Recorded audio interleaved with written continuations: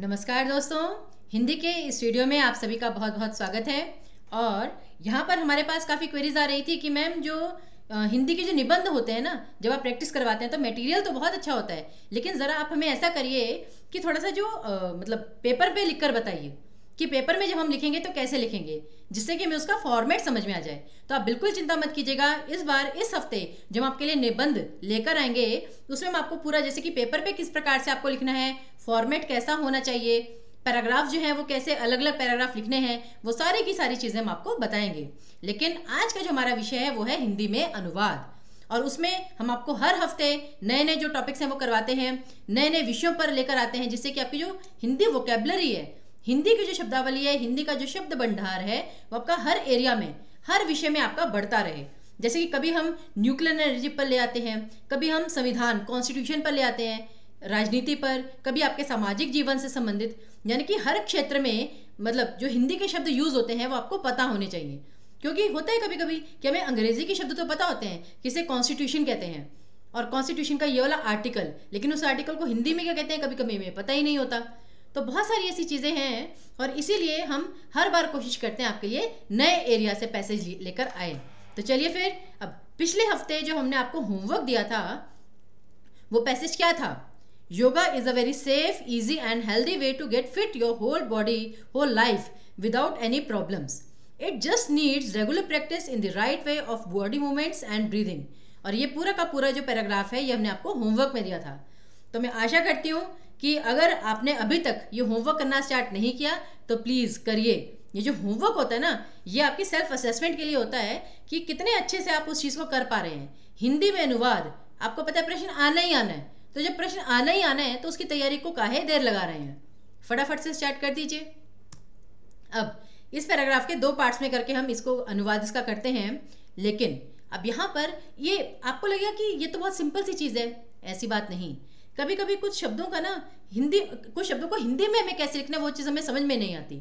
For example कि dark side of this thing, इस चीज़ की डार्क साइड ये है। अब डार्क साइड को आप क्या लिखेंगे? इस चीज़ का काला पक्ष ये है।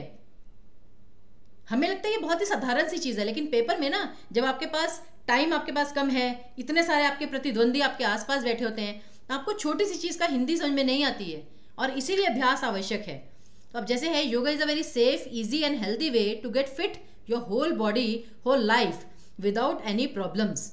इट जस्ट नीड, अब यहाँ पर है अगर इट जस्ट नीड्स, तो ये नहीं कि इसे आवश्यकता है, इसे केवल, जस्ट, हर वर्ड की आपको अनुवाद करना है, हर वर्ड का वहाँ पर महत्व होता है। हम जैसे कहते हैं ना, मैं जाऊँगा, मैं भी जाऊँगा।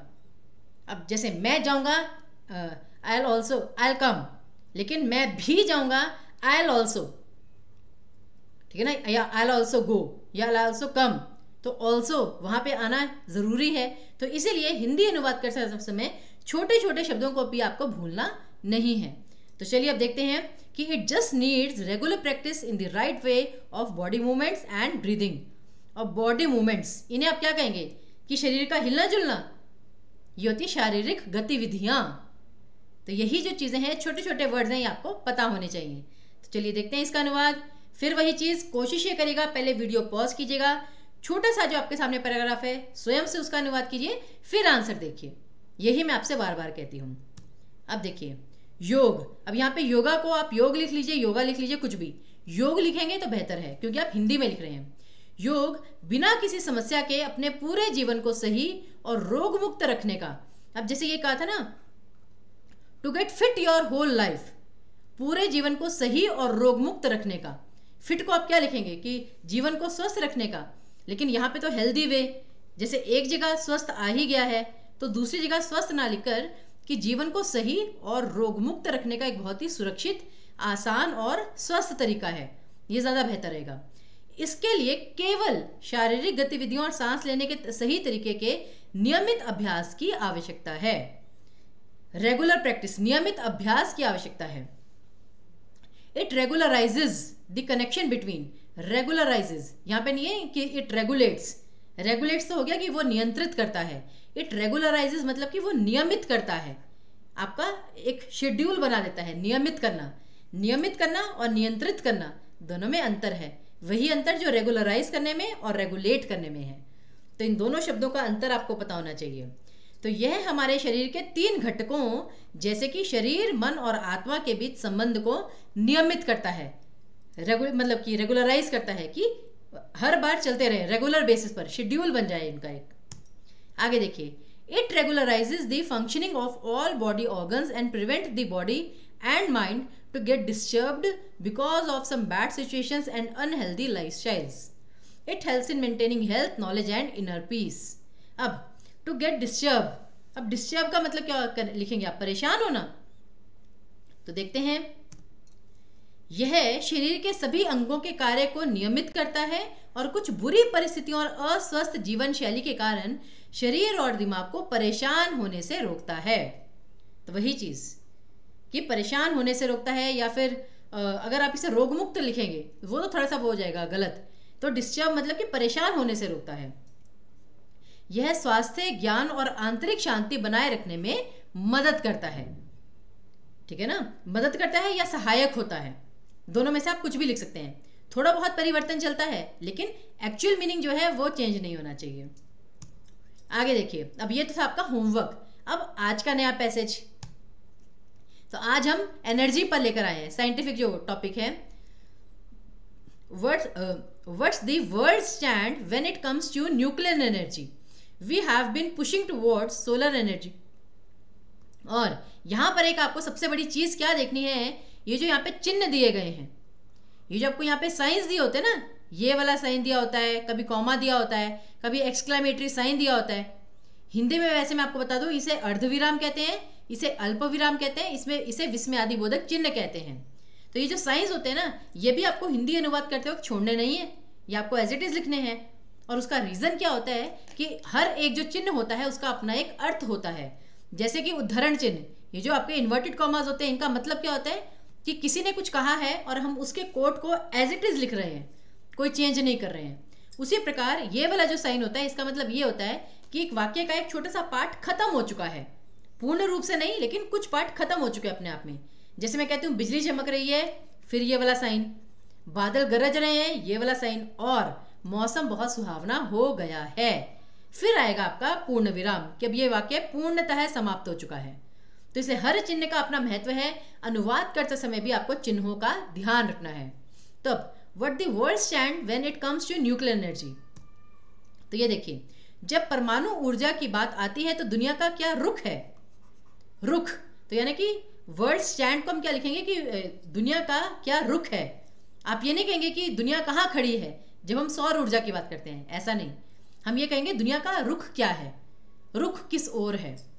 हम सौर ऊर्जा की ओर जोर दे रहे हैं, अन्य प्राकृतिक संसाधनों जैसे जीवाश्म ईंधन, ठीक है ना। अब जैसे आप फॉसिल फ्यूल को क्या कहते हैं? जीवाश्म ईंधन, बहते पानी, अब ये मूविंग वाटर, कभी कभी स्टूडेंट मूविंग को चलता लिख देते हैं, चलता हुआ पानी।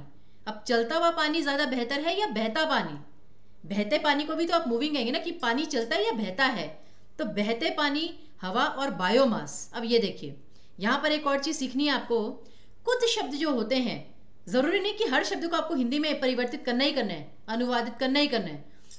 बायोमास को आप एज इट इज लिखेंगे, बायोमास, क्योंकि शब्द ऐसे ही प्रयुक्त होगा। अब इसे जैव भार कहेंगे, जैव भार।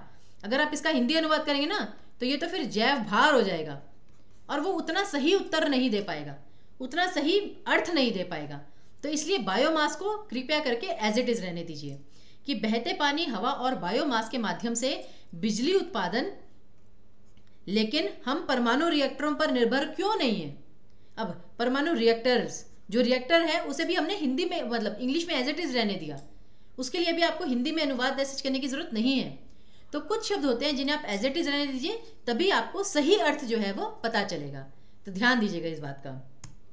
अब with the world's largest builder of nuclear reactor going bankrupt and the French company Areva facing the same situation, are we to rethink about the nuclear power generation that the Indian government is still favoring? अब इतना बड़ा वाक्य सोचिए, मतलब 3 sentences का एक वाक्य मिलकर बना है। तो जब लंबे सेंटेंसेस आते हैं, मैंने बताया है हिंदी में सोचिए, पहले माइंड में तीनों को सोचिए अलग अलग, और फिर उसको अरेंज करके फिर लिखिएगा। कटिंग करेंगे पेपर में तो मार्क्स, मतलब वो गलत इंप्रेशन जाता है थोड़ा सा। Even the Swiss has voted to move out of nuclear power. The French and the Korean presidents have vowed to mitigate the nuclear energy production in their countries. Mitigate करना मतलब कि to reduce, कम करना. और अब यहाँ पे ना Swiss लिखा है, स्विस बैंक नहीं लिखा है, तो प्लीज एक्साइटमेंट में स्विस को स्विस बैंक मत लिख कर आ जाइएगा, ठीक है, केवल स्विस लिखिएगा. अब ये देखिए इसका अनुवाद. जब दुनिया के सबसे बड़े परमाणु रिएक्टर के निर्माता दिवालिया हो रहे हैं, बैंकरप्ट होना, दिवालिया होना, जब दुनिया के सबसे बड़े परमाणु रिएक्टर के निर्माता दिवालिया हो रहे हैं और फ्रांसीसी कंपनी अरेवा उसी स्थिति का सामना कर रही है, क्या हमें परमाणु ऊर्जा उत्पादन के बारे में पूर्ण विचार करना चाहिए, जिसका भारत सरकार अभी भी समर्थन कर रही है. तो ये देखिए हिंदी में ये इस प्रकार से इतना बड़ा वाक्य. तो इंग्लिश में जब एक बहुत बड़ा सेंटेंस आ जाए उसे दिमाग में पहले 3 पार्ट्स में डिवाइड करके लिखिए माइंड में, और फिर उसे रीअरेंज करके फिर हिंदी में मतलब नीचे लिखिए पेपर पर. जितनी ज्यादा कटिंग करेंगे इंप्रेशन उतना ही खराब होता रहेगा. यहां तक कि स्विस ने भी, अब देखिए हमने केवल स्विस लिखा है, यहां तक कि स्विस ने भी परमाणु शक्ति से बाहर निकलने के लिए मतदान किया है. फ्रांसीसी और कोरियाई राष्ट्रपतियों ने अपने देशों में परमाणु ऊर्जा उत्पादन को कम करने की कसम खाई है या सौगंध ली है. तो कुछ भी आप लिख सकते हैं, कसम खाई है या सौगंध ली है, कुछ भी आप कह सकते हैं, या प्रण किया है वो भी आप कह सकते हैं. तो 3 शब्द आप एक जगह प्रयुक्त कर सकते हैं, ठीक है. तो वही चीज कि अर्थ में परिवर्तन नहीं आना चाहिए, शब्द आप कोई भी यूज कर लीजिए. आगे, hence an evaluation is definitely the need of the hour. The writer goes ahead stating the dark side of the nuclear reactors. अब देखिए डार्क साइड को अब क्या लिखेंगे आप कि न्यूक्लियर रिएक्टर्स का काला पक्ष, क्या लिखेंगे आप. जब तक मैं पूरा पैराग्राफ पढ़ती हूँ तब तक सोचिए. And the nuclear energy, firstly it isn't cheap, secondly the nuclear reactors produce radioactive elements which are an unavoidable environmental problem. और यहाँ पर एक चीज आपको और ध्यान में देनी है. देखिए पैराग्राफ यहाँ पर खत्म हुआ और अगला पैराग्राफ जो है वो यहाँ से प्रारंभ हो रहा है. तो जब आप हिंदी अनुवाद करेंगे तब भी आपको इस चीज का ध्यान रखना ही है. और यही चीज मैं आपको निबंध में समझाती हूँ कि जब एक पैराग्राफ खत्म हो चुका है तो दूसरा पैराग्राफ आप यहाँ से स्टार्ट कर रहे हैं, उसी से पता चल जाएगा कि आप एक अब नए विषय पर बात कर रहे हैं. तो निबंध में भी आपको ऐसा ही करना है. The author concludes by saying the government's claim that it is leading to sustainable development with the production of nuclear energy definitely fails due to the above mentioned reasons. अब देखिए इसका अनुवाद कैसे करते हैं हम डार्क साइड का specially. इसलिए यह मूल्यांकन निश्चित रूप से समय की मांग है.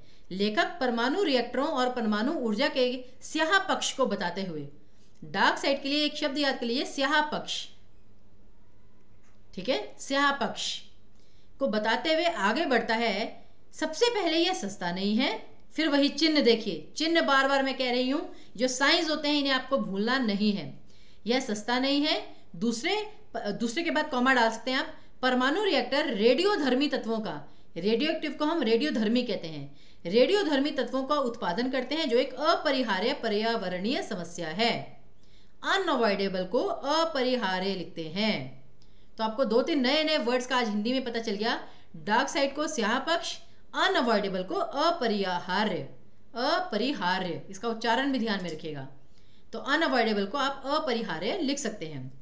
लेखक यह कहकर निष्कर्ष निकालता है कि सरकार का यह दावा है कि वह परमाणु ऊर्जा के उत्पादन के साथ सतत विकास की ओर अग्रसर है. सतत मतलब कि कंटिन्यूस, सतत मतलब होता है निरंतर तौर पर, सतत विकास की ओर अग्रसर है. उपयुक्त कारणों से निश्चित रूप से विफल हो जाता है. ठीक है ना, कि जो सरकार इसके लिए सतत विकास की ओर अग्रसर है वो ऊपरी जो कारण है, ऊपर जो लिखे हुए कारण, उनके कारण ये विफल हो जाता है, सरकार चाहे कितना भी अग्रसर हो ले. तो ये जो ऊपर कारण है ना कि एक तो ये सस्ता नहीं है, फिर रेडियोधर्मी तत्वों का जो उत्पादन करते हैं वो एक समस्या है पर्यावरण की, रेडियो एक्टिव मटेरियल का, तो उस कारण ये जो कार्यक्रम है वो विफल हो जाता है. तो आई होप कि आज जो हमने ये अनुवाद किया है ये आपके लिए बेनिफिशियल रहेगा, लाभदायक सिद्ध होगा, क्योंकि इसमें कुछ नए वर्ड ऐसे हैं जिनका आपको हिंदी में अनुवाद पता होना चाहिए. और फिर है some features that make the IT model vulnerable to changes in circumstances include the high degree of dependence on exports for growth from the US and European Union, software services and ITS accounted for an overwhelming share of revenues. Oh my God, इतना लंबा sentence. अब इतने लंबे sentence का जब आप हिंदी में अनुवाद करते हैं तब तो हो जाता है काम, और वो भी पूर्ण रूप से खत्म नहीं हुआ है। देखिए साइन यही वाला है, सेमीकोलन वाला। The end result depends upon the blend of offshore delivery. अब offshore को आप क्या लिखेंगे? Offshore delivery with the provision of local services that are evolved to meet the client expectations. पहले तो अब आपको इसे पूरा पढ़ना पड़ेगा, किस संदर्भ में ये बात की जा रही है, और फिर डिग्री ऑफ डिपेंडेंस, किस हद तक आप उन पे निर्भर हैं, तो ये सारा आपको देखना पड़ेगा। ठीक है, अब देखिए इसका अनुवाद क्या होगा, लेकिन फिर वही पहले वीडियो पॉज कीजिएगा और अपना अनुवाद कीजिएगा। कुछ विशेषताएं जो आईटी मॉडल को, आईटी को आप ऐसे ही लिखेंगे आईटी, तो कुछ विशेषताएं जो आईटी मॉडल को परिस्थितियों में बदलाव के प्रति संवेदनशील बनाती हैं, उनमें शामिल हैं अमेरिका और यूरोपीय संघ के विकास के लिए निर्यात पर उच्च स्तर की निर्भरता, हाई डिग्री मतलब कि उच्च स्तर की निर्भरता, सॉफ्टवेयर सेवाओं और आईटीएस का राजस्व में भारी हिस्सा है, अंतिम परिणाम स्थानीय सेवाओं के प्रावधान के साथ अपतटीय वितरण के मिश्रण पर निर्भर करता है। अपतटीय, ऑफशोर को हम अपतटीय कहते हैं। याद रखिएगा, एक और वर्ड आज आपको पता चल गया, अनअवॉइडेबल का था अपरिहार्य, और ऑफशोर को कहते हैं अपतटीय। अपतटीय मतलब कि जो तट से वैसे आगे है, अपतटीय। जैसे कहते हैं ना अपमान, उपमान, तो यह है अपतटीय वितरण। वितरण मतलब कि डिलीवरी। तो अपतटीय वितरण के मिश्रण पर निर्भर करता है, जो ग्राहक की अपेक्षाओं को पूरा करने के लिए संशोधित होते हैं। ठीक है ना, जो ब्लेंड हो जाते हैं मतलब चेंज हो जाते हैं, परिवर्तित हो जाते हैं, संशोधित हो जाते हैं। तो पूरा करने के लिए परिवर्तित हो जाते हैं या संशोधित हो जाते हैं, जिनमें चेंज किया जा सकता है। तो इसलिए ऑफशोर को अपतटीय कहते हैं, ये चीज याद रखिएगा। फिर finally a few firms like the TCS, Wipro and Infosys account for a very large share of Indians industries revenues. अब यहाँ पर पैराग्राफ खत्म हो गया, फिर नया पैराग्राफ।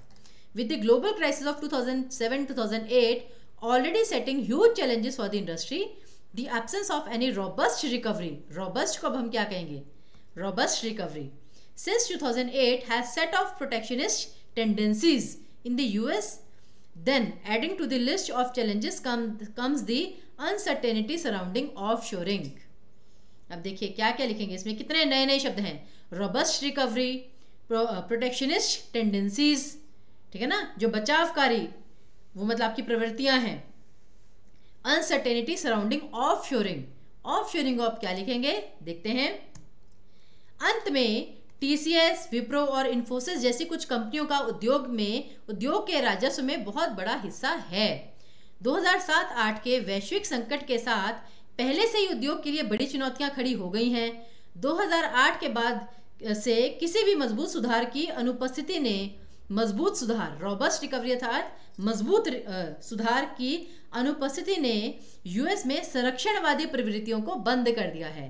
प्रोटेक्शनिस्ट टेंडेंसीज अर्थात संरक्षणवादी प्रवृत्तियां, उन्हें बंद कर दिया है।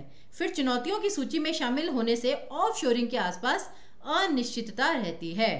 अब ऑफशोरिंग को आपने एज इट इज लिखा, तो इसलिए कुछ शब्द जैसे बायोमास था उसे आपको एज इट इज लिखना है, IT उसे एज इट इज लिखना है, उसी प्रकार ऑफशोरिंग उसे भी आप एज इट इज लिख सकते हैं।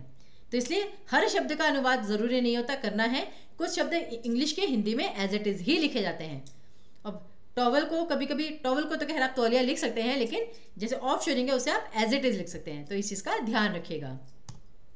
चलिए, तो आज का अनुवाद यहीं तक था। ये अब आपके सामने हम एक होमवर्क देकर जा रहे हैं, कोशिश कीजिए इसे अच्छे से कंप्लीट करने का, और इसका जो हिंदी में अनुवाद है वो हम आपके लिए अगले लेक्चर में लेकर आएंगे, और निबंध भी जो हम आपके लिए लेकर आएंगे इस बार वो पूरा पेपर पर आपको लिखकर दिखाएंगे, जिससे कि आपको पता चले कि फॉर्मेट कैसा होगा। तो इस चीज़ का ध्यान रखना है आपको। तब तक के लिए अगर आपको ये जो वीडियो है वो यूज़फुल लगे तो प्लीज़ लाइक कीजिएगा, शेयर कीजिएगा, ज़्यादा से ज़्यादा शेयर कीजिएगा, जिससे आपके जो दूसरे मित्र हैं वो भी इसे देख सके, और चैनल को सब्सक्राइब करेंगे तो सारी नोटिफिकेशंस आपको मिलती रहेंगी समय से। तो इसी के साथ हमें विदा दीजिए, लेकिन हम आशा करते हैं कि आप आगे भी हमारे साथ जुड़े रहेंगे। तब तक के लिए धन्यवाद।